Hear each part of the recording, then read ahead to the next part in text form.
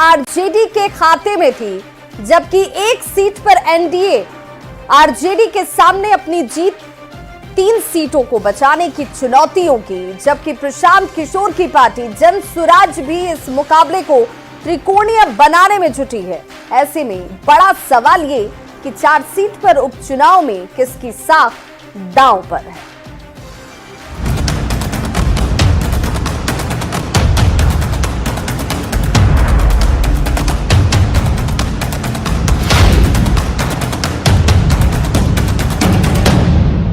तो बिहार की सत्ता का सेमीफाइनल माने जा रहे 4 सीट के उपचुनाव का प्रचार थम चुका है। अब बारी है जनता की, जो कल यानी कि 13 नवंबर को उम्मीदवारों की किस्मत ईवीएम में कैद कर देगी। ये उपचुनाव एनडीए और इंडिया अलायंस के लिए चुनौती बन गई है। आरजेडी के सामने अपनी 3 सीटों को बचाने की चुनौती है, तो एनडीए के सामने विकास के एजेंडे पर जीत की उम्मीद। इसी बीच जनसुराज मुकाबले को त्रिकोणीय बनाने में जुटा हुआ है।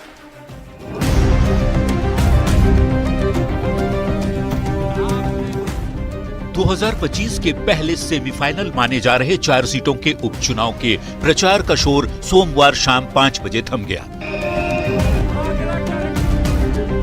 अब सबको 13 नवंबर का इंतजार है, जब वोटिंग होगी और इन 4 सीटों के वोटर अपना फैसला ईवीएम में कैद करेंगे। लेकिन उसके पहले दोनों ही गठबंधन के नेताओं ने अपने अपने उम्मीदवारों के पक्ष में जोरदार प्रचार किया। एनडीए उम्मीदवारों के लिए जहां सीएम नीतीश कुमार सहित सभी सहयोगी दलों के नेताओं ने प्रचार किया, तो इंडिया गठबंधन के उम्मीदवारों के लिए लालू प्रसाद और तेजस्वी यादव ने भी पूरा जोर लगाया। 4 सीटों पर हो रहे उपचुनाव के मैदान में कुल 38 उम्मीदवार भाग्य आजमा रहे हैं, लेकिन सीधा मुकाबला एनडीए और इंडिया के बीच ही है।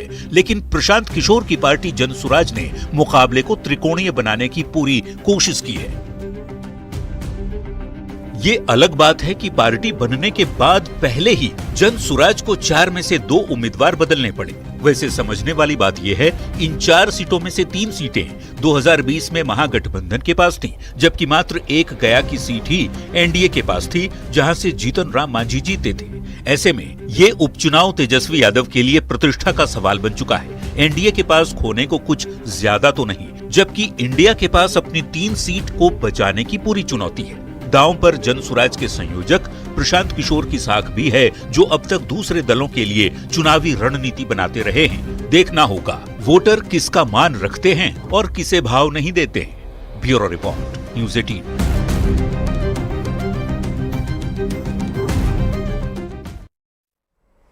तो बिहार विधानसभा चुनाव 2025 से पहले इसे सेमीफाइनल के तौर पर देखा जा रहा है। तो बिहार में किन सीटों पर उपचुनाव हो रहे हैं, सबसे पहले जरा वो आपको हम बता दें। पहली सीट है तरारी की, जहां पर चुनावी मुकाबला बेहद दिलचस्प है। रामगढ़, बेलागंज और इमामगंज, ये वो 4 सीटें हैं जिस पर 13 नवंबर को उपचुनाव होने जा रहे हैं।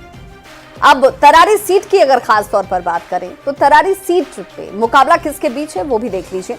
मुख्य मुकाबला इस तरारी सीट पर जो है वो सीपीआईएमएल राजू यादव और विशाल प्रशांत जो है बीजेपी कैंडिडेट, उनके बीच है। हालांकि प्रशांत किशोर की पार्टी ने इसी सीट तरारी सीट पर जनसुराज की तरफ से किरण सिंह को चुनावी टिकट देकर इस मुकाबले को त्रिकोणीय बनाने का प्रयास जरूर किया है। अब तरारी के बाद चलिए आपको बेलागंज लिए चलते हैं। बेलागंज में जेडीयू की मनोरमा देवी का मुकाबला आरजेडी के विश्वनाथ कुमार सिंह से है। विश्वनाथ कुमार सिंह आरजेडी सांसद सुरेंद्र यादव के बेटे हैं, जो 2020 में यहां से चुनाव जीते हुए थे, जबकि मनोरमा देवी का भी इस क्षेत्र में अच्छा खासा प्रभाव माना जाता है। जनसुराज ने मोहम्मद अमजद को चुनावी मैदान में उतारकर इस चुनाव को त्रिकोणीय मुकाबला बनाने का प्रयास किया है। अब चलिए रामगढ़ की बात कर लें। रामगढ़ बीजेपी की तरफ से रामगढ़ सीट से अशोक कुमार सिंह को चुनावी लड़ाई के लिए उतारा गया और उनके सामने चुनौती है आरजेडी के अजीत कुमार सिंह की। अशोक कुमार सिंह 2015 में बीजेपी के विधायक रहे हैं, तो अजीत कुमार सिंह आरजेडी के प्रदेश अध्यक्ष जगदानंद सिंह के बेटे और सांसद सुधाकर सिंह के भाई हैं। यहां पर पिछली बार बीएसपी के उम्मीदवार दूसरे स्थान पर रहे थे। अब इमामगंज की बात करें तो इमामगंज में जीतन राम मांझी की बहू दीपा मांझी का मुकाबला आरजेडी के रोशन कुमार मांझी से है और सबकी निगाहें जो है इस सीट पर टिकी हुई हैं, क्योंकि ये सीट अपने आप में बहुत महत्वपूर्ण हो जाती है। 4 सीटों पर हो रहा उपचुनाव, और इन 4 सीटों पर उपचुनाव की बात करें तो बिहार के राजनीतिक दलों की साख के लिए चुनौती बनकर सामने आया है। 4 सीट यानी कि तरारी, रामगढ़, बेलागंज, इमामगंज, यहां पर उपचुनाव कल होने वाले हैं। विधायकों के सांसद बनने के बाद यह सीट खाली हुई। 3 सीट पर आरजेडी के विधायक सांसद बन चुके हैं। तरारी, रामगढ़ और बेलागंज, यहां पर ये 3 सीटें जो आरजेडी के खाते में हैं। इमामगंज से हम के जीतन राम मांझी चुने गए, अब वो सांसद हो चुके हैं और इसके बाद ये सीट खाली हुई, तो अब उपचुनाव की बारी है। कल यहां पर जनता फैसला करती नजर आएगी। लोकसभा चुनाव के नतीजों से आरजेडी जो है वो ज्यादा उत्साहित नजर आती है। सत्ता विरोधी लहर का दावा जो है वो किया जा रहा है। लालू और तेजस्वी के चेहरे के सहारे जीत का दावा इस बार किया जा रहा है। आपने देखा होगा कि लालू प्रसाद खुद इस उपचुनाव के लिए प्रचार करने पहुंचे। MY, बाप और A to Z के साथ का दावा कर रही है आरजेडी। 2025 से पहले पार्टी में उत्साह भरने के प्रयास के तौर पर भी इसे एक तैयारी के तौर पर देखा जा रहा है, और सत्ता विरोधी लहर का दावा तो आरजेडी की तरफ से बार बार किया ही जा रहा है। और तभी लालू प्रसाद भी हो या तेजस्वी यादव हो, खुद प्रचार करने के लिए पहुंचे थे। अब एनडीए नीतीश के काम के दम पर चुनावी मैदान में ताल ठोक रहा है। उसका ये कहना है कि भाई नीतीश कुमार ने इतना काम किया है कि और कुछ बताने की जरूरत ही नहीं है। डबल इंजन की सरकार में लोगों का विश्वास भी है और विकास का दावा भी है।